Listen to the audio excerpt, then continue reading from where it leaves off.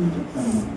అంటే మన అంతా ఈ శరీరంలో కాల్షియం, మెగ్నీషియం, డాక్టర్ దగ్గర పోతే ఏమొస్తాం మందులు, మీకు కాల్షియం తక్కువ ఉందామా, కాల్షియం గోళీలు వాడు, మెగ్నీషియం వాడు, ఐరన్ తక్కువ ఉంది, ఐరన్ గోళీలు వాడు, ఐరన్ డిఫిషియన్సీ, కాల్షియం డిఫిషియన్సీ. లేడీస్కి ఎక్కువ ఏం డిఫిషియన్సీ? కాల్షియం. సో వీళ్ళందరూ ఏదో శరీరాన్ని ఒక కెమికల్ సంచి, ఏంటిది కెమికల్ సంచి అనుకుంటారు అనమాట. సో భక్తులు మహారాజు చెప్తారంటే, సో ఈ కెమికల్స్తో నేను మీకు ఏం కావాలో అన్ని కెమికల్స్ ఇస్తాను. మీకు కావాల్సిన కెమికల్స్ ఎన్ని ఉన్నాయో, ఎన్ని తెలుసా మీకు? మూలకాలు ఉంటారు ఎన్ని చెప్పారు మీకు? టేబుల్ తెలుసు కదా అక్కడ, మీరు చదివిన 10th క్లాస్ వరకు ఉంటారు బహుశా. ఇంకా టేబుల్ ఎన్ని మూలకాలు ఉంటాయి? ఆమ్లాలు, క్షారాలు కానీ 118 కెమికల్స్ ఇచ్చేస్తాం. సో ఇస్తే మీరు దాన్ని జీవం సృష్టించగలరా ప్రశ్నిస్తాం అనమాట. లేదు ఎందుకంటే సమాజం చెప్తారు. సో జీవం నుండే జీవం వస్తుంది కానీ కెమికల్స్ నుండి జీవం రాదనేది ఆయన ఫీల్ చేస్తారు.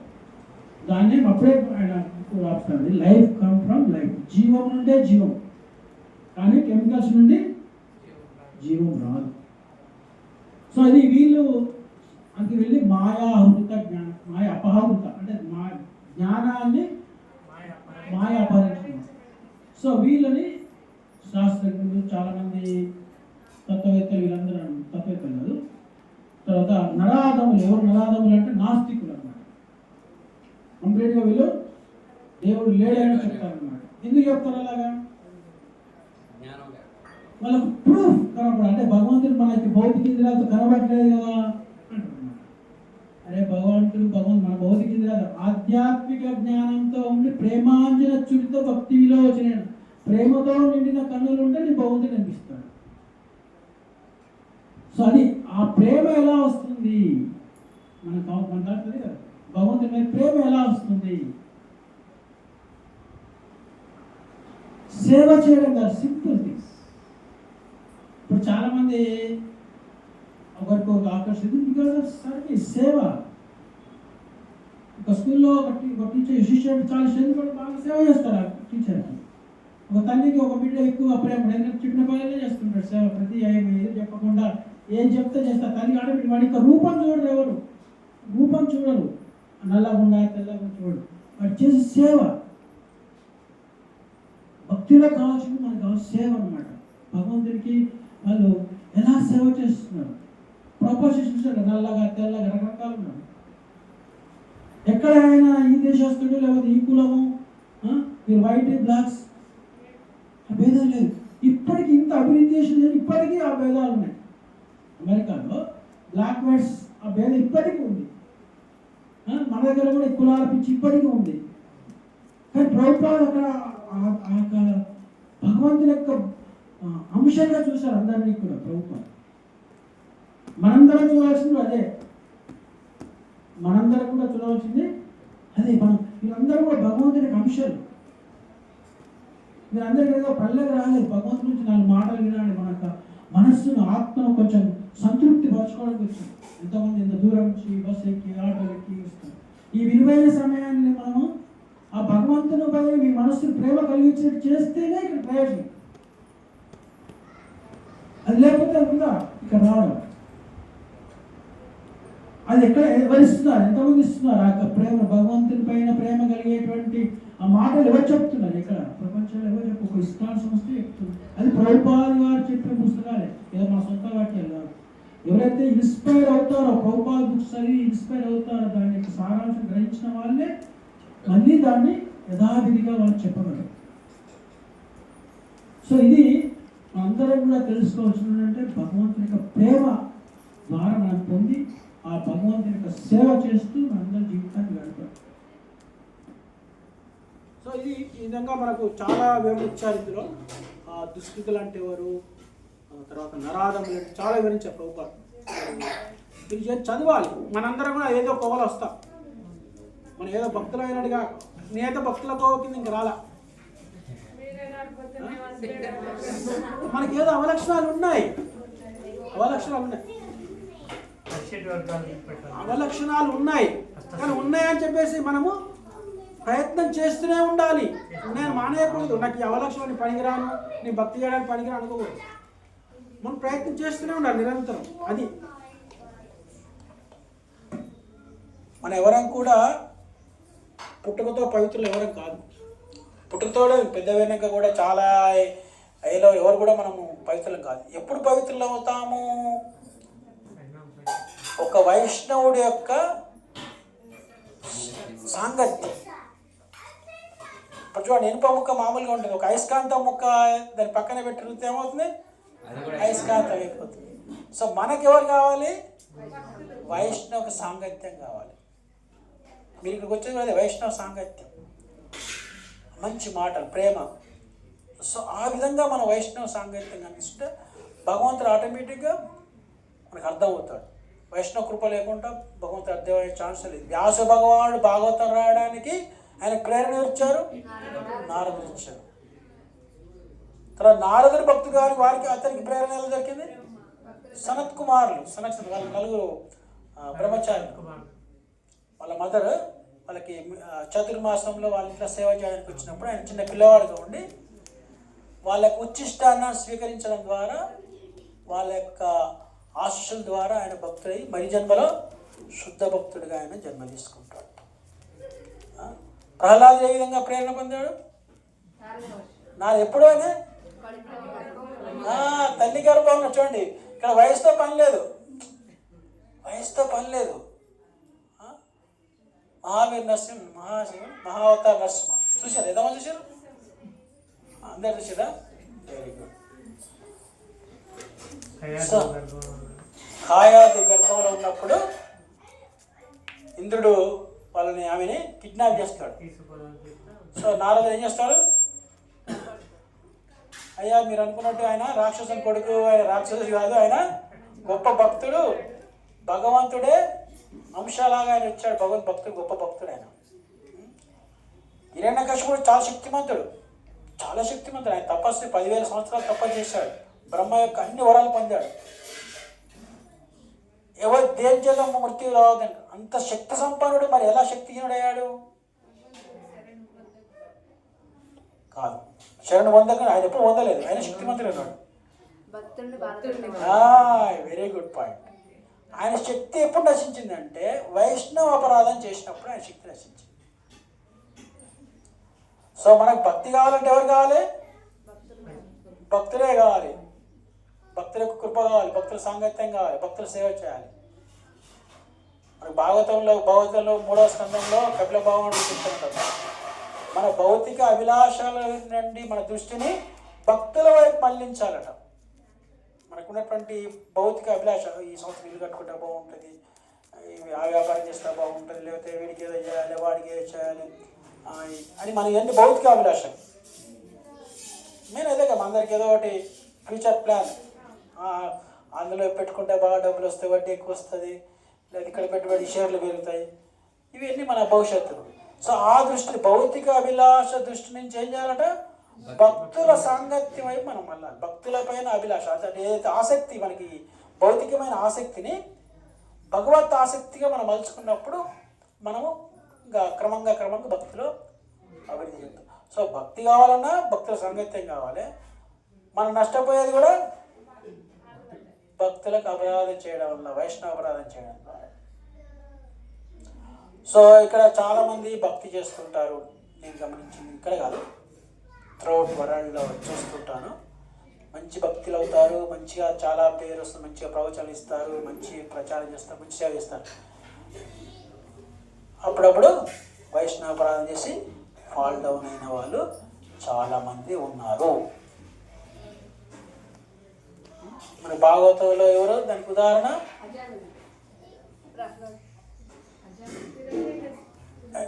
హిరణ్యకశిపుడు ఇంతమని చెప్పారు.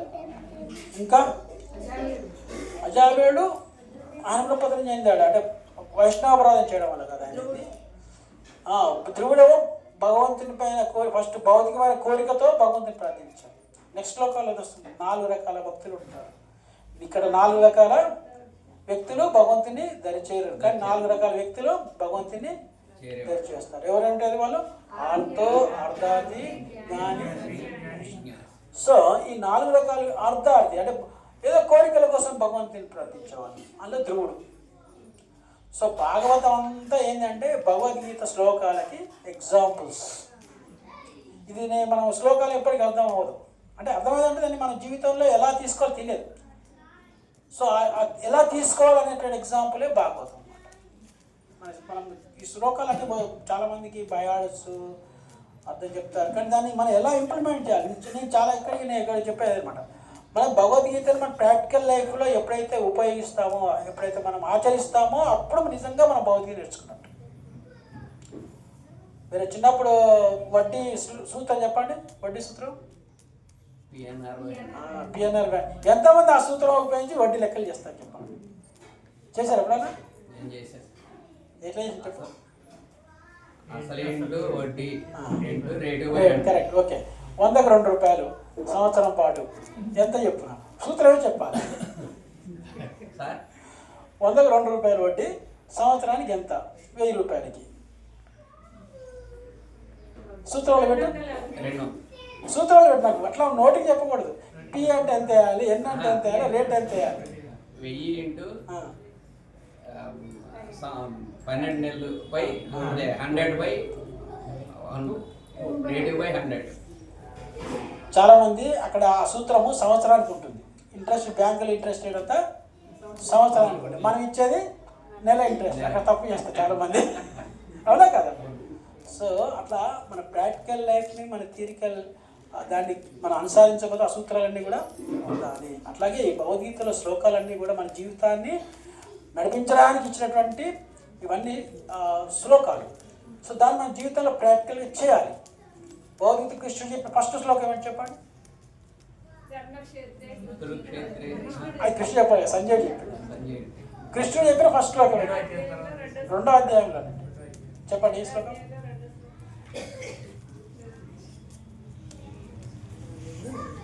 చెప్పండి, ఎవరు కృష్ణుడు ఫస్ట్ చెప్పిన శ్లోకం ఏంటి? కష్మలమిదం విషమే సముపస్థితం అనాద్య దుష్టమస్వర్గం కీర్తికరం అర్జున. ఎన్నో శ్లోకం అది? 2వ శ్లోకం. 2లో 2.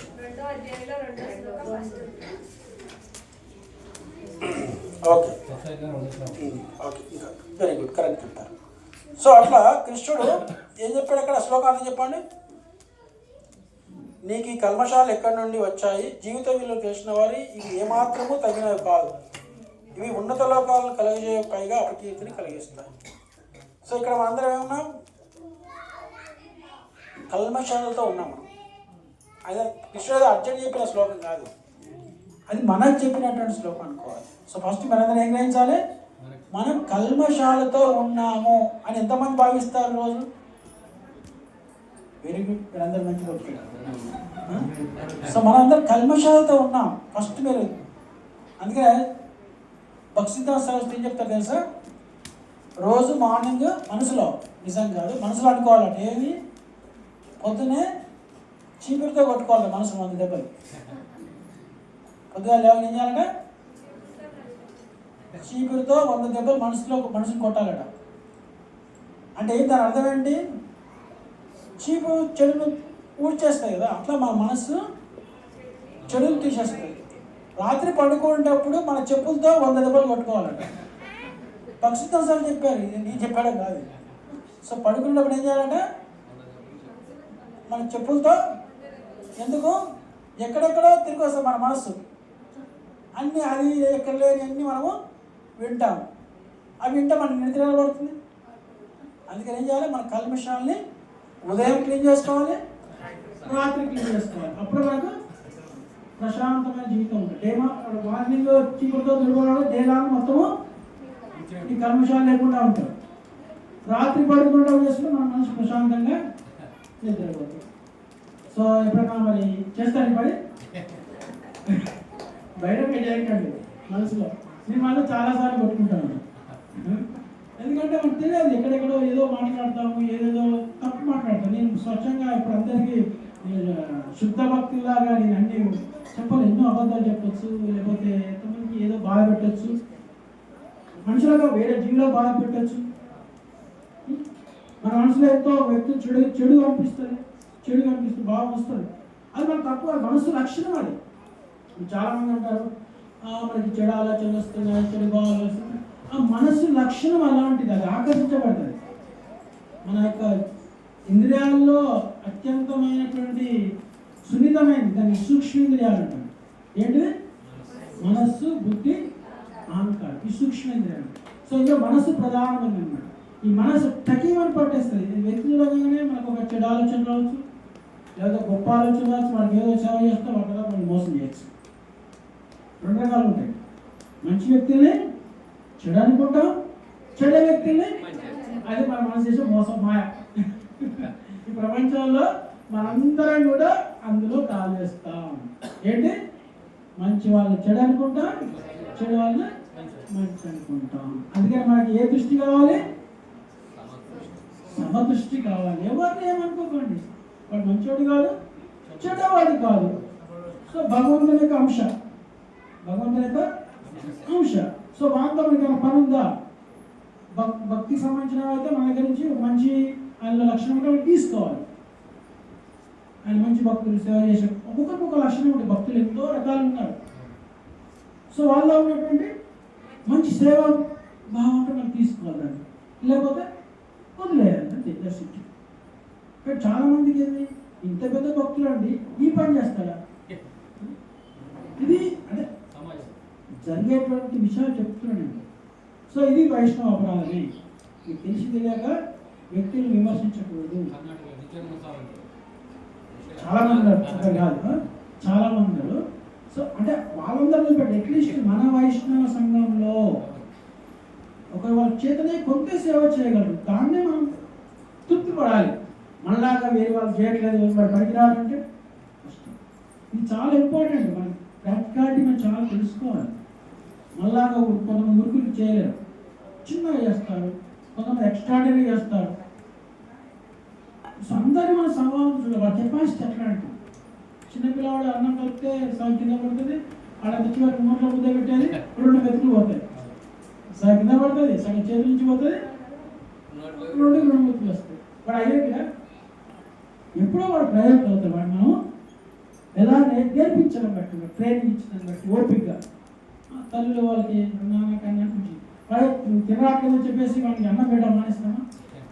సో ఇది భక్తిలో కూడా అలా ఉండాలి. కొత్తగా వచ్చిన భక్తులు ఉంటారు, అసలు జపం చేయడం రాదు, సరే నియమాలు పాటించడం రాదు. వాళ్ళందరితో మనకి ఏం ఉండాలి? జాలి ఉండాలి, క్షమాదృష్టి ఉండాలి, తితిక్ష, కారుణిక. భాగవతంలో 3వ స్కంధంలో 25వ అధ్యాయంలో 21వ శ్లోకం తితిక్ష కారుణిక సాధువ సర్వభూతేషు, అంటే అన్ని జీవుల పట్ల మనకు సహృదయంతో ఉండాలి. తితిక్ష అంటే ఓర్పు ఉండాలి, కరుణ ఉండాలి, జాలి ఉండాలి. అజాత శత్రువు అంటే వాళ్ళకి ఎవరి శత్రువు ఉండకూడదు భక్తులు. ప్రభుత్వం అన్ని దేశాల్లో అన్ని భాషల వాళ్ళని అన్ని సంస్కృతి వాళ్ళని ఎలా శిష్యులు చేసుకోగలిగింది, ట్రైనింగ్ ఇచ్చారు చూడండి, చూసారు కదా. వాళ్ళకి ఏమి తెలియదు, వాళ్ళకి ఎదగితనం, వాళ్ళకి మృదంగా హార్మోని, కష్టాలు, పూజ, వంటలు, వాళ్ళ మొత్తం జీవితాన్ని మార్చిపడేసినాడు. సో ఇక్కడ మన పక్కన మన భాష మాట్లాడే వాళ్ళు, మన ఊరి వాళ్ళు, మనకు తెలిసిన వాళ్ళని మనము సహించలేకపోతున్నాం. మార్పు ఖరాబ్ విషయం. సహనం లేదు మన దగ్గర, ఓర్పు లేదు. మనం ఎవరైనా మన పక్కన మేము చెప్పండి చేస్తాం, ఎవరైనా కాకపోతే వచ్చి పక్కన పలకరించాలి, మీరు అసహించుకుంటారు లేదా? ఎంతమంది అసహించుకుంటూ సహనంతో ఉంటారు? వాడు వచ్చేసి అయ్యా నేను లేదా డబ్బులు అడగవచ్చు, లేకపోతే ఈ దారి అడగవచ్చు, లేదా అడగచ్చు. వాడు తాగబోతుంది, పచ్చి తాగబోతుంటాడు, వాసన వస్తుంటాడు. ఎంతమంది వాడు సహనంగా వాడు సమాధానం చెప్పగలరు? అది పరీక్ష. ఆ పరీక్ష ఇలాంటి మనకు వస్తాయి. మీరు ఎప్పుడైతే మీరు భక్తిలో ముందుకు చాలా పరీక్షలు వస్తాయి. సో ఇది మనం స్లోగా నేర్చుకోవాలి, చాలా నేర్చుకోవాలి. భక్తిలో మనం ఇప్పుడు భక్తులు అయిపోయాం, భౌతిక చదివేసిన అయిపోయింది, 18 అధ్యాయాలు అయిపోయినాయి, భాగవతం భక్తి శాస్త్రాలు అయిపోయినాయి, 1, 2, 3 భక్తి వైభవం అయిపోయింది. సో అవి కోర్సులు అయిపోతాయి. నాకైతే ఇప్పుడు ఏదో 10th క్లాస్ పిల్లలు ఇస్కాన్లో కూడా ఈ సర్టిఫికేట్ సర్టిఫికేట్ కోర్సులు చేస్తున్నారు, బట్ ఆ హృదయంలో పరివర్తన చూడలేకపోతున్నారు. ప్రభుపాద ఇచ్చిన శిష్యులు ఫస్ట్లో వాళ్ళందరూ కూడా ఏ భక్షాలు చేయలేదు, వాళ్ళు ఏం చేయలేదు, కానీ వాళ్ళు ఎంతగా ప్రేరణ పొందారంటే ప్రభుపాద గారు ఎంత సేవ చేస్తారంటే వాళ్ళు ఇప్పటికీ వాళ్ళు మొన్న అమెరికాకి వెళ్ళినప్పుడు ప్రభుపాద ఫస్ట్ డిస్టర్బెన్స్ వాళ్ళకి మాత్రం she drive for 250 miles 200 miles వాళ్ళు డ్రైవ్ చేసుకుని ఇలా చెప్తారు. ఇప్పుడు వేరే డ్రైవ్ ఒక మాత్రం డ్రైవర్, అంతకుముందు ఆమె డ్రైవ్ చేసుకుంటూ వచ్చేవాళ్ళు. ఏజ్ ఆఫ్ అరౌండ్ 8 years ఉంటాయి. 200 మైల్స్ డ్రైవ్ చేసుకొచ్చి వాళ్ళు క్లాస్ ఇచ్చి ఆ రోజు ఉండి, ఒక క్లాస్ ఇచ్చడం అంటే ఎవరైనా ఇస్తారు కదా సమస్య. ఈ చాలా చాలా అడ్మినిస్ట్రేటివ్ ప్రాబ్లమ్స్ ఉంటాయి. సో ప్రభుపాద కూడా ఆ సమస్యలు అన్ని పరిష్కరించేవాడు. ప్రభుపాద ఎస్టాబ్లిష్ చేశాడు 108 దేశాలలో. ఆ తర్వాత ఏమైంది, అక్కడ అడ్మినిస్ట్రేటివ్ ప్రాబ్లమ్స్, ఈ ప్రాబ్లం చేస్తుంది, ఆ ప్రాబ్లం చేస్తుంది, మీ శిష్యులు రకరకాల వాళ్ళందరినీ కూడా మన ప్రభుపాద లెటర్స్ రాసేవాళ్ళు, అందరు చేతులు రాసేవాళ్ళు ఓపిక. ఒకసారి ప్రొఫెసర్ మీ శిష్యుల దగ్గర కలిసినప్పుడు నాతో వాళ్ళు అమర్యాదగా ప్రవర్తించారని కంప్లైంట్ చేస్తారు, రాస్తారు. అయితే ప్రభుపాద వారికి తిరిగి వారు చేసేటప్పుడు నేను క్షమాపణ చెప్తున్నాను. చూడండి, ఆయన శిష్యుల తరఫున ప్రభుపాద క్షమాపణ చెప్తాను. మా శిష్యులు ఆ విధంగా ప్రవర్తించిన దానికి నేను క్షమాపణ అడుగుతున్నాను. వాళ్ళు కొత్తగా నేర్చుకున్నటువంటి భక్తులు వాళ్ళ శిక్షణ ఇంకా పూర్తి అవ్వలేదు, వారినే మీరు చూసి వాళ్ళే భక్తులు ఇస్తారు ఇట్లా అనుకోకూడదు. ఇలా ప్రభుపాద రిప్లై రాస్తారు అన్నమాట. సో ఇట్లా ప్రభుపాద చేసినటువంటి అన్ని మన లైఫ్లో చదువుతూనే ఉండాలి అన్నమాట. సో అట్లా is done lot of work. Prabhupada zoo temple కట్టేటప్పుడు చాలామంది సీనియర్స్ ఉంటారు అక్కడ, కానీ ప్రభుపాద యంగ్ అతనికి దాని యొక్క నిర్వహణ అడ్మిషన్ అందిస్తారు అన్నమాట. సో అందరికీ కోపం వస్తుంది, ఇంకా సీనియర్ కదా ఏం తెలియని అతనికి అడ్మినిస్ట్రేషన్ చెప్తే ప్రభుపాద దాని ప్యూరిటీ ఉంది. ప్రభుపాద చూసే క్వాలిటీ మనకు వాళ్ళు అర్థం కాదు. ఇప్పుడు అందరూ అదే కదా, నేను సీనియారిటీ నాకు యజమాయిషి ఏమకుండా ఎవడో కొత్త పిల్లాడికి కొత్తగా వచ్చినవాడికి ఎట్లా ఇస్తారు, వాళ్ళకి ఏం తెలుసు అని నేను కూడా ఆ విధంగా భావించాను. కానీ ప్రభుపాద అక్కడ చూసేది అంటే ఆయన ఉన్న good quality, hard work nature, నిజాయితీ చూస్తాను. సో ఇది Prabhupada is a great administrator, is a devotee, is a master, is a leader, is administrator, is a politician also. తెలుసా? సో మీరు అక్కడ వీడియో చూసారు, ఆయన లాల్ బహదూర్ శాస్త్రికి భాగవతం ఇచ్చేశారు. తర్వాత ఎమర్జెన్సీ పీరియడ్లో ఇందిరాగాంధీని కలవడానికి ప్రయత్నం చేస్తారు. ఇది కలిసారు అనుకోండి, లెటర్ రాశారు. ఎమర్జెన్సీ టైంలో she so mental disturb, Prabhupada ఉత్తరం రాస్తారు, మీరు ఈ సిచ్యువేషన్లో పాకిస్తాన్ మీకు చాలా టెన్షన్లో ఉంటే మిమ్మల్ని కలిసి మిమ్మల్ని. సో ఆ సెక్యూరిటీ వాళ్ళు యాక్సెప్ట్ అంటే అలో చేయవచ్చు. అదే గాంధీకి కూడా కలవడానికి ప్రయత్నం చేస్తారు, ఆ కొద్ది రోజుకే ఆయన చనిపోతారు గాంధీ. చూడండి ప్రభుపాద ధైర్యం అంటే ఇక్కడ కాదు, ప్రపంచంలో దేశాధ్యక్షుడు కలిసేవారు ప్రభుపాద, మామూలుగా కలిసేవాళ్ళు కాదు. ఇంకో విషయం చెప్పినందుకు మన బృందావన్ టెంపుల్లో ఓపెనింగ్ ఎవరు చేశారు సార్? ఉత్తరప్రదేశ్ గవర్నర్ మర్రి చెన్నారెడ్డి గవర్నర్. ఎంతమంది తెలుసు మర్రి చెన్నారెడ్డి? ఆయన మన సీఎంగా కూడా పనిచేశారు. ఉత్తరప్రదేశ్ గవర్నర్గా ఉన్నప్పుడు ISKCON Krishna Balaram Mandir governor chief గెస్ట్గా ఓపెన్ చేశారు. అయితే ఆయనకు విమాన ప్రమాదంలో రక్షించబడ్డాడు. ఆయనకు విమానంలో ఒక ల్యాండ్లో కొంచెం ఓడ కనిపించింది, కృష్ణ బలరాం కృపంలో బతికాడు, లేకపోతే బతికే ఛాన్స్ లేదు. అంటే ఒక దానికి కారణం తెలియదు, చాలా మందికి తెలియదు ఏ కారణం, ఏదో కారణం చెప్తారు. బట్ నాకు అర్థమైన కారణం ఏంటంటే కృష్ణుడి కృప ఉంది కాబట్టి వీడు బతికాడు. అంటే మనం చిన్న పని ఎక్కడ భక్తుల సాంగత్యంతో ఎక్కడ కొంచెం మనం వెళ్తే కొంచెం ప్రేమపూర్వకంగా చిన్న సేవ చేసిన ఉడత భక్తిలాగా చిన్న సేవ చేసిన మనం గొప్ప ఆపద నుంచి భగవంతుడు రక్షిస్తాడు. ఇది మనం తెలుసుకోవాలి. అందుకనే మీరు ఒక శ్లోకం తీసుకున్నారనుకుంటే ప్రాక్టికాలిటీ ఎలా మనం జీవితంలో ఇంప్లిమెంట్ చేయాలి, దానికి సంబంధించినటువంటి ఎలా ఉంటాయి అనేది మీరు హోంవర్క్ చేయాలి. భగవద్గీత మీరు వచ్చేది కానీ బట్టి ఇప్పుడు అసత్వాన సూచిస్తూ ప్రజ్ఞావాదచ్చ భాష ఉంటుంది పుస్తకం 11వ శ్లోకం. సో అది ఎంతమంది పాటిస్తారు? అసత్వాన సూచిస్తూ ప్రజ్ఞావాదచ్చ భాషతే అంటే దాని శ్లోకం అర్థం చదవండి.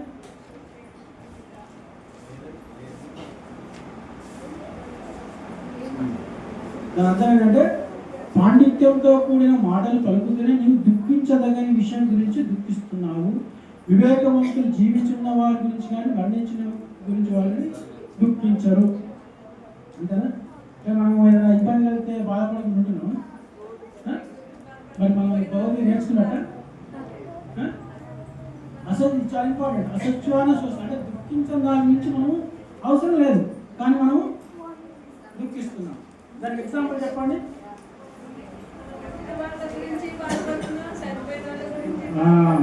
ఎవరైనా చనిపోతే నిజంగా దుఃఖించాలా?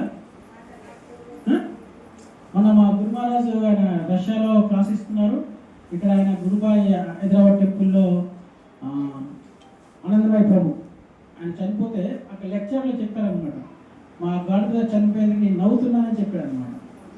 ఎంతమంది ధైర్యంగా చెప్పగలరు చనిపోతే నవ్వుతా అని? మహారాజు రష్యాలో క్లాస్ ఇస్తున్నాడు. ఇక్కడ విషయం తెలిసింది, ఇక్కడ ఆనందమయ ప్రభు చనిపోయారని తెలిస్తే ఆయన మహారాజు ఏం చేశారు, నేను నవ్వుతున్నా ఆహాహా అని నవ్వాడు అనమాట క్లాస్లో. మిగతా వాళ్ళు దాన్ని తప్పుగా అర్థం చేస్తుంది, చనిపోతే వీళ్ళు నవ్వు వస్తుందా? కానీ ప్రభు మహారాజు ఏం సమానించారు అంటే గోలోకి వెళ్ళారు. ఇక్కడ భౌతిక ఈ శారీరక ఇబ్బందులు అన్నీ వదిలేసానా గోలోకి వెళ్ళదు. మనం సంతోషించాలా దుఃఖించాలా? సో అసత్యాన్ని అసలు అదే దుఃఖించాలి, దాని గురించి మనం దుఃఖిస్తున్నాం. మహారాజు కాబట్టి అది మనం అర్థం చేసుకోవాలి, పక్కన అర్థం చేసుకోవాలి. సో అదే ఇక్కడ ప్రభుపాలు కూడా ఆయన శరీరం త్యాగం చేసిన అందరూ ఏం చేశారు? పక్కన అందరూ వేస్తున్నారు, చూసారు ఇందాక ప్రభుపాలు అందరూ ఏం చేస్తున్నారు? అన్నానం చేస్తారు. ప్రభుపాలు చెప్తారనమాట ముందే, ఎవరు ఏడవద్దు ఇక్కడ, ఎవరు ఏడవకుండా నాకు కనపడకుండా పోయి దూరం పోయి వేసుకోవడం చెప్తారు. సో దుఃఖించవలసిన అవసరం లేదు. అందరూ కూడా భగవంతుడి నివాసంలో మనం భక్తి చేస్తే తప్పకుండా వైకుంఠం పోతున్నాం. మనం ఎందుకు దుఃఖించాలి? అయ్యో పాపం అంటే చనిపోగలరా? అవసరం లేదు. నేనైతే ఎప్పుడు బయటికి వ్యక్తపరచంగా లోపల మాత్రం నాకేమి బాగుంటుంది వాడు చనిపోతే. వాడు చనిపోతేనేమి బయటికి నేను ఆనందం కనిపించాను, లోపల మాత్రం బాగా జరిగింది. ఇక్కడ విముక్తి వచ్చింది కదా, మంచివాడు కావచ్చు చెడ్డవాడు కావచ్చు, భౌతిక దుఃఖాలే అశాశ్వతం. ఈ శరీరం ఎప్పుడు కూడా కల్మషాతో అవుతుంది, కల్మషాతో దుఃఖితపడి ఎప్పుడు క్షీణిస్తుంటుంది. మీరు చిన్నప్పుడు ఫోటో ఎత్తుందో చూసుకున్నారా? ఇప్పుడు 10th క్లాస్ ఫోటో చూసుకోండి, ఎట్లా ఉన్నారు? మీరేనా? కానీ ఏమంటారు నా ఫోటో ఉంటారు, సేమ్ ఫేస్ కట్టలేదు, సేమ్ ఏమీ లేదు, అవి పెట్టుకొని మరి మీరే ఎట్లా చెప్తున్నారు? అవన్నీ చనిపోయినాయి. మన ముఖంలో ఉండేటువంటి కణజాలాలు అన్నీ మారిపోయినాయి. అంటే ఏంటి? ఒక రకంగా మనం క్షణం చనిపోతున్నాం. అర్థమైందా? రోజు మన బాడీలో సుమారుగా 700 వెంట్రుకలు ఊడిపోతాయి. తర్వాత కొన్ని బిలియన్స్ ఆఫ్ కణాలు చనిపోతాయి. ఆ చనిపోయినవన్నీ మలమూత్రాల ద్వారా బయటకు వెళ్ళిపోతాయి. తెలుసా? అంటే ఏంటి? రోజు మనము కొంచెం క్షీణిస్తున్నాం, కొంచెం మళ్ళీ పోతాం. అంటే ఏంటి? మనం క్షణం చనిపోతూనే ఉన్నాం, మళ్ళీ ఉత్తేజం వస్తుంది. ఒకరోజు పర్మనెంట్గా క్రియ ఆగిపోతుంది. ఏ క్రియ ఆగిపోతుంది?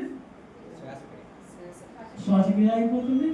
తర్వాత ఆ యొక్క జీవన క్రియ అంటే చనిపోయే క్రియలు ఆగిపోతాయి, మళ్ళీ కొత్తగా ఉత్పత్తి ఆగిపోతాయి. ఇదంతా ఒక మా టెంపరీ అనిపించట్లే, టెంపరీ లైఫ్ కదా. మరి టెంపరీ లైఫ్లో మనకి ఎందుకు ఈ బాధలు ఇవన్నీ పెద్ద ప్రపంచాన్ని అంతా మనమే మోస్తుంటే బాధపడిపోతారు ఏమా? ప్రపంచానంతా నా తెలమైన ఉంది అని చెప్పేసి మనం బాధపడతాము. ఏమి simple life, simple. What is simple?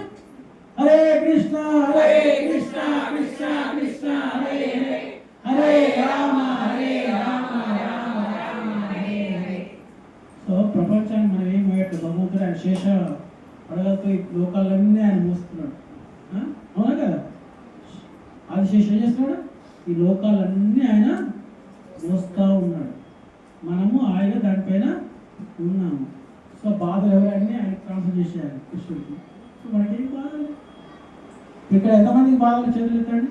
ఎవరికి ప్రాబ్లమ్స్ ఏమన్నా వాళ్ళు చెప్పండి. ట్విన్ బేబీస్లో బాధపడుతున్నావా, కష్టాలు పడుతున్నావా?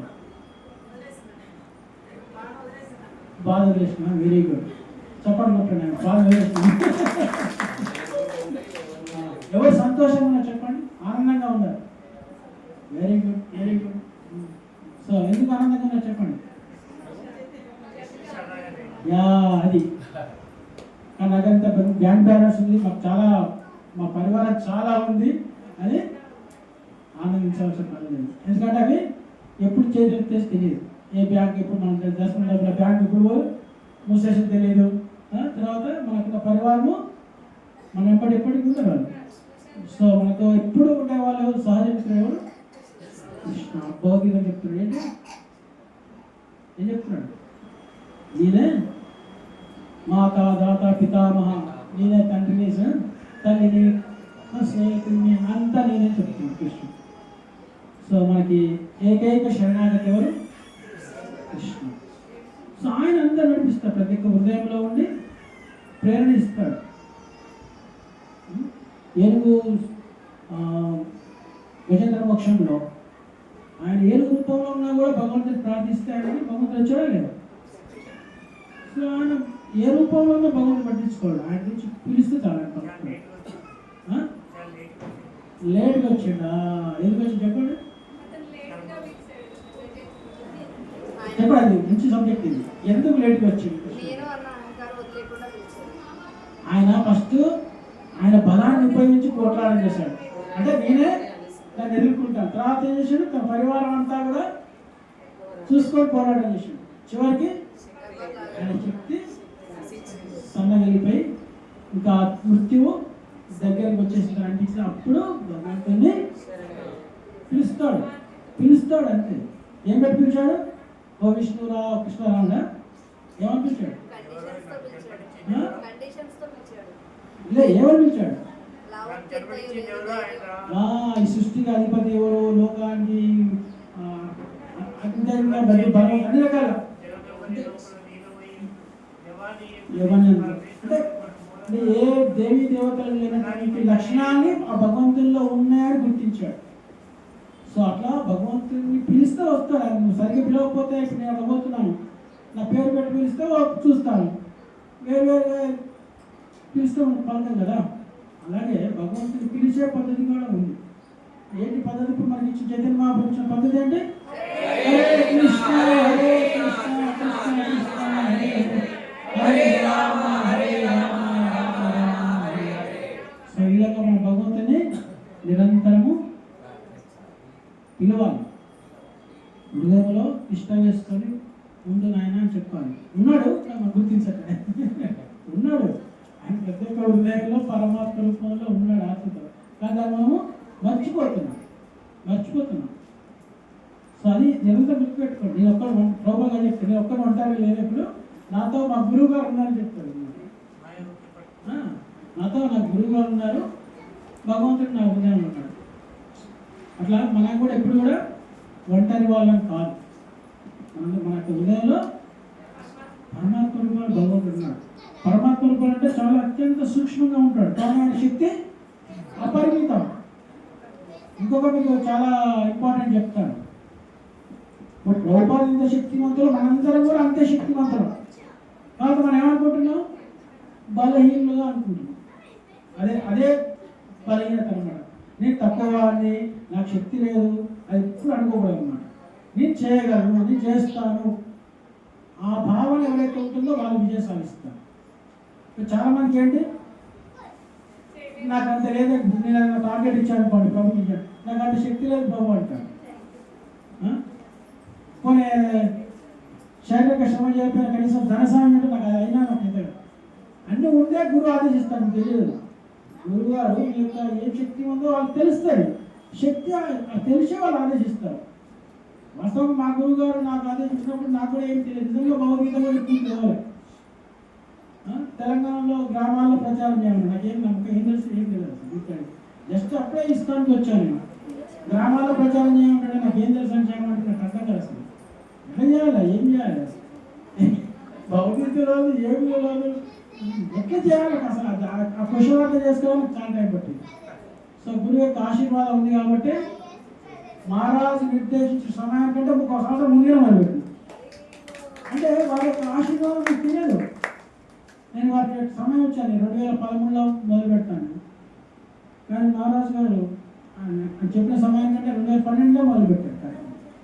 సో వాళ్ళకి తెలుసు. కానీ నాకు అప్పుడు తెలియకపోయినా ఎంతో అద్భుతంగా అనిపించింది సార్. రోజు మేము ప్రతి ప్రభుపాదులు గారు చెప్పాలన్నాడు. అప్పుడు కూడా అంతకుముందు పాదయాత్రలో ఇలా ఇన్సిడెంట్స్ అని చెప్పారు. ప్రతిరోజు అక్కడ ఊళ్ళలో గ్రామంలో ఒక చేదగా ఉంటే అక్కడ అందరూ మంచిగా తీసుకోవడానికి వస్తారు. అక్కడ మీరు వాళ్ళందరూ కన్నామని చెప్పాలని అవన్నీ ఉంటాయి అన్నమాట. సో నేను చదివేసి మేము అట్లనే పెట్టారు. ఆ నీళ్ళ పాయింట్ ఉంటాయి కొంత మోటార్ చేస్తుంటారు. అక్కడ చేసి గొడ్డ వేసి బాగుంది చదువుతుంటే చాలా మంది వచ్చిన వాళ్ళు. ఎవ్రీడే భగవద్గీతలు మేము క్లాసులు ఇచ్చేవాళ్ళం.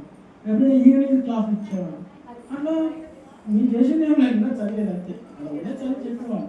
అట్లా ఎంతో వేల మంది, వందల మంది, లక్షల మంది హరినామాన్ని ప్రసాదం స్వీకరించారు, భక్తులయ్యారు.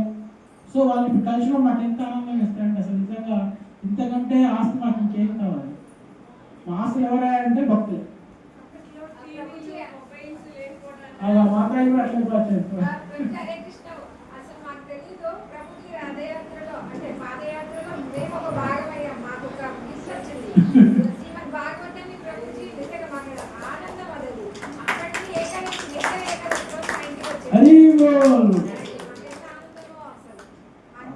భాగవత వితరణము, భౌతిక వితరణము, ఆ భక్తులకి, పిల్లలకి పరిణామం చెప్పించడం నిజంగా అదొక నాకు 6 సంవత్సరాలే నా జీవితం. మిగతా జీవితం అంతా వృధానే. నేను ఇంజనీరింగ్ చదివింది ఉద్యోగం అవన్నీ నిజంగా నిజ జీవితం కాదు. ఏది నా నిజ జీవితం అంటే చైతన్య మహాప్రభుని ఎద్దుల బండిలో తెలంగాణ అంతా తిప్పడమే నా యొక్క నిజమైన జీవితము అర్థం. మిగతా జీవితం అంతా వృధానే. హరే కృష్ణ. ప్రశ్నలు ఏమంటే సందేహాలు, ప్రశ్నలు, ఎనీ క్వశ్చన్స్ అడగండి. క్వశ్చన్ అడుగుతుంది. హరే కృష్ణ. ఎవరికి సందేహాలు లేవా? ఓకే. హరే కృష్ణ. ఆరతి తర్వాత ప్రసాదం. ఈరోజు శ్రీ ప్రభుపాద గారు అమెరికాలో అడుగు పెట్టినటువంటి దినం. సో అది ఎంత మంచి దినం అయితే అది ఇంతవరకు నడుస్తుంది కదా. అడుగుపెట్టినటువంటి రోజు అది ఎంతో పవిత్రమైనది కాబట్టి ఇంతకాలం కూడా అది నడుస్తూ ఉంది. ఉద్యోగం అంటే అది ఒక దేశంలో కాదు, ఇన్ని దేశాల్లో, ఇన్ని పట్టణాలలో, ఇన్ని గ్రామాల్లో, ఇన్ని రథయాత్రలు, ఇంత భక్తులు. అది నా బుర్రలోకి కూడా ఆలోచిస్తాను. Not ordinary man, is divine. భగవంతుడి యొక్క అంశలాగా ఆయన వచ్చి భగవద్గీత కృప ఉంటేనే సాధ్యమైంది. మన జీవితంలో మనం ఏం చేయలేము. మనం భక్తులుగా మారాలన్నా, మన భక్తులు ముందుకెళ్ళాలన్నా కూడా భగవత్ కృప ఉండాలి, గురువు యొక్క కృప ఉండాలి, భక్తుల సాంగత్యం ఉండాలి. ఇది చాలా ఇంపార్టెంట్. అందుకనే భక్తులని ఫస్ట్ మీరు బాగా నేర్చుకోవాల్సిందంటే భక్తులు అపరాధం చేయకుండా ఉంటూ భక్తుల సాంగత్యం ఉండాలి. అర్థమైందా? భక్తులకు అపరాధం చేయకుండా భక్తుల సాంగత్యం ఉంటారు. మీకు చేతగాలనుకుంటారు, దూరంగా ఉండండి, అక్కడ ఉండకండి. అపరాధం అది మాయా మనకి ఇమ్మీడియట్గా చాలా ప్రేరేపిస్తుంది. చాలా మంది చూస్తాను ఎన్నింటి నుంచి భక్తులు చాలా 10 ఏళ్ళు 20 ఏళ్ళు భక్తి చేసిన వాళ్ళు పాడడానికి అనమాట. చాలా ప్లేస్లో చూశాను. చాలా మంది మాయకి ఇమ్మీడియట్గా బలైపోతున్నారు. సో అది రాకుండా నేను మీ అందరినీ ప్రార్థిస్తున్నాను. ఎందుకంటే మీరు ఎంతో కష్టపడి కొంతకాలం సాధన చేశారు, భక్తుల సేవ చేశారు. సో మీ భక్తి నష్టం, మీ ధనం పైన నేను పెద్ద బాధపడను, మీ యొక్క ఆస్తులు పైన, మీ పదవుల పైన, మీ ప్రాణం పైన నాకు లెక్కలేదు. కానీ మీ భక్తి నష్టం కావాలి.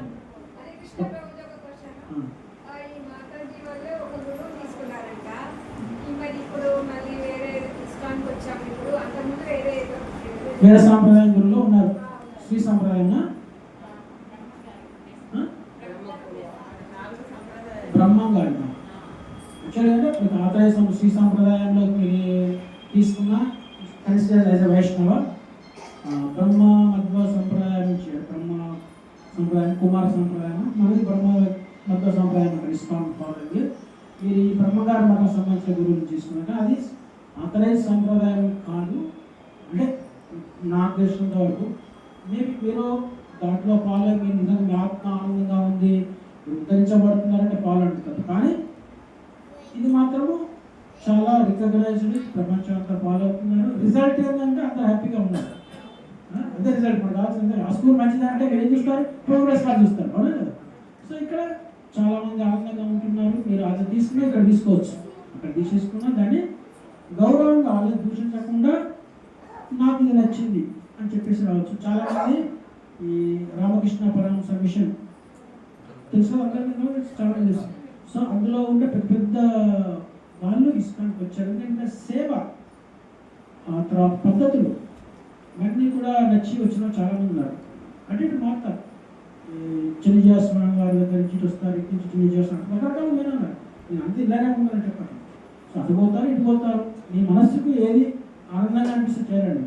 అంతేగాని మీరు ఉద్దేశించేసి.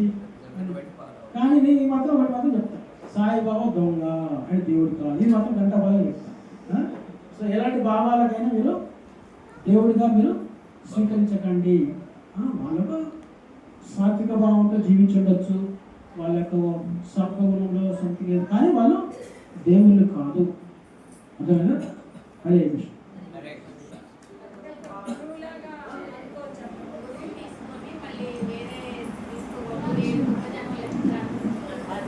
చెప్పారు కదా, సాంప్రదాయం కానప్పుడు, సాంప్రదాయం లేనప్పుడు మనం మార్చుకోవాలి.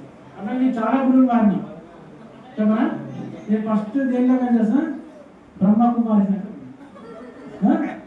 తర్వాత సిద్ధ సమాధికి, తర్వాత శ్రీ సాంప్రదాయకి, లాస్ట్ది ఇళ్ళకి వచ్చిన. ముందే అనుకున్నా, నేను చాలా మారిపోతున్నాను, ఇది ఏదో ఒకటి కానీ ఇళ్ళనే ఉండాలి, పోయబోద్దు. నాకు నేనే తిట్టుకున్నాను అనమాట. ఊరికే మారిపోతున్నాను నేను అనవసరంగా, ఇందులో ఏదో చావరేవో, దీంట్లో లైఫ్ ఇలా గడిపోతామని చెప్పేసి వచ్చినందుకు నాకు చాలా చక్కగా, అంటే ఎలాంటి నష్టం జరగకుండా చాలా అదృష్టంగా భావిస్తాం. అంటే మనకు మన ఆత్మకు తెలుస్తుంది, మనం నిజంగా వాళ్ళు చెప్పేది మనం నేర్చుకుంటున్నాం, ఏం నేర్చుకుంటున్నాం, ఎంతవరకు మనం ముందుకు వెళ్తున్నాం తెలుస్తుంది. అది ఎవరు చెప్పాలి, నాకు ఎవరు ప్రేరేపించలేదు. ఆటోమేటిక్గా నేను ఏదో ఆధ్యాత్మిక తెలుసుకున్నాను, వాళ్ళు ఎదురయ్యారు, వాళ్ళకి వాళ్ళ దగ్గర 1 year శిక్షణ తీసుకున్నాను, కానీ వాళ్ళ పద్ధతులు నాకు పెద్దగా ఏం అర్థం కాలేదు, నచ్చలేదు. సో వదిలేసాను. నెక్స్ట్ దాంట్లో కూడా భయం అని కొంతవరకు నచ్చింది. తర్వాత ఇంకా ముందుకు వెళ్ళలేకపోయాను. అట్లా ఇంకో దాంట్లో చిన్న చేస్తాం మంచిగా ఉంది, బాగుంది, కానీ దాంట్లో ముందు నడిపించేటువంటి నాయకత్వం లేదు. లోపల అంతా ఏం లేదు. ఫిలాసఫీ ఇస్ గుడ్, గురువు ఇస్ గుడ్, కానీ దాంట్లో మనల్ని కరెక్ట్గా స్ట్రిక్ట్గా పెట్టేవాళ్ళు, లేకపోతే మనం ఇంకొక మనం మళ్ళీ మనం చేయగలం. అట్లా ఎంతోమంది నేను చెంగ వేసుకుని మాంసం మంది చాలా మంది చూస్తాను. అంటే అది గురువు తప్పు, అది ఆచరించలేకపోతున్నాను. అంటే మనం మానిటర్ చేసే వాళ్ళు ఉండాలి, సిస్టమ్ ఉండాలి కదా. అట్లా ఈ సిస్టమ్ అంతా ఇందులో బాగుంది. మనల్ని మానిటరింగ్ చేసేవాళ్ళు, మనల్ని ముందుకు తీసుకెళ్ళాలి, అంతేకాదు తప్పు కాదు. అవన్నీ కూడా మంచిగా ఉండొచ్చు, కొందరు మంచిగా ఉండొచ్చు. బట్ మనల్ని పట్టించుకునే వాళ్ళు మనం స్వతహాగా మనం ముందుకు వెళ్ళలేనప్పుడు మనం ఒకరు ముందు తీసుకెళ్ళే వాళ్ళకి గైడ్ కావాలి. సో ఇక్కడ అదే మనకి ఇస్కాన్లో వరల్డ్ వైడ్ మీరు ఎక్కడికి వెళ్ళండి, మిమ్మల్ని మీ కేర్ తీసుకునే వాళ్ళు మీకు దొరుకుతారు. మీరు ఇస్కాన్ సెంటర్ పోయారనుకోండి, అక్కడ మిమ్మల్ని మీకు మంచి ఆశ్రయం ఇచ్చి, మంచి ప్రసాదం ఇచ్చి మీకు కేర్ ఇస్తూ దొరుకుతారు. మా పిల్లలు అమెరికా పోతే అక్కడ వాళ్ళకి వాళ్ళు 1.5 years ఇద్దరిని వాళ్ళు ఫ్రీగా ఉంచుకొని, బ్రష్ కూడా కొనుక్కోలేదు, పేస్ట్ కూడా కొనుక్కొని వాళ్ళకి చూసుకున్నారు. ఎవరు చూసుకుంటారు? చూసుకుంటారు. సాధ్యమైతే ఇంటికి ఎవరైనా వస్తే 2 రోజులు ఉంచుకుంటావా? 2 రోజులు ఉంచుకుంటాం, 2 రోజులు సంవత్సరం ఉంచుకొని వాళ్ళని అట్లా పోషించారు. కరోనా సమయంలో డెలివరీకి మేము వెళ్ళలేకపోతే వాళ్ళ భక్తులు 2 ఫ్యామిలీస్ 3 నెలలు ఉండి అన్ని చూసుకొని మేము వెళ్ళేంత వరకు ఉన్నారు. ఎవరు చూసుకుంటారు? Only devotees care. అది ఒక ఎగ్జాంపుల్ చెప్తున్నాను, చాలా ఎగ్జాంపుల్స్ ఉన్నాయి. ఎంతమందికి వాళ్ళు ఆశ్రయిస్తారు. వాళ్ళు ఇక్కడ మిమ్మల్ని ఎవరో మూడు దేశం చూడరు, భక్తులు, కృష్ణ భక్తులు, మీరు సేవ చేయాలి అంతే బాగుందని మేము లేదు. మేము కూడా అంటే ఎవరైనా వస్తే ఎంతమంది భక్తులనే భావంతో మేము సేవ చేస్తాం. నాకు ఎంతోమంది బ్రహ్మచారులు వచ్చేవాళ్ళు. నేను హైదరాబాద్లో ఉన్నప్పుడు వాళ్ళందరూ టెంపుల్ పోవాలంటే వాళ్ళు లెటర్ అడుగుతారు, తర్వాత ఏ ఊరు అని అంటారు. సో మేము ఎవరు వచ్చినా మా ఇంటికి వెళ్తాం. హైదరాబాద్కి వస్తే విష్ణు స్వామి ఇంటికి పోతే అట్లా రికార్డ్ అయిపోయింది. భక్తులందరూ ట్రైన్ ప్రసాదం ఇవ్వడము, ఎవరు భక్తులు వచ్చిన మా ఇంట్లో ఉండడము, అట్లా మేము వైష్ణవ సేవ మేము తెలియకుండా చేస్తున్నాం. ఏదో లాభం జరుగుతుంది చేయలేదు, నాకేదో భక్తుల ఉంది కదా అట్లా చేయలేదు. భక్తులు అంటే ఆ విధంగా మాకు ప్రేమ ఉండేది అనమాట. అట్లా బ్రహ్మచారి మేము ఆదరించడము, భక్తులు అట్లా నిజంగా అది కృష్ణుడు మాకు తెలియకుండానే మాకు ఆ కృష్ణ మార్గంలో మమ్మల్ని నిందిస్తున్నాడు. సో అలా భక్తుల సేవ చేయడం ద్వారా ముందుకు వెళ్ళాం నేను భావిస్తున్నాను. అలా గంటలు వేయలేదు, నాకు నిజంగా యోగ్యత లేదు, నాకు నిజంగా ఎలాంటి అర్హత లేదు. కానీ ఆ భక్తి సేవ, భగవంతుడి యొక్క భక్తుల సేవ చేయడం ద్వారా ఆ భగవంతుడు మమ్మల్ని ఈ యొక్క సంసార ఒడ్డు నుంచి బయట పడేస్తారని ఆశిస్తున్నాను. హరే కృష్ణ.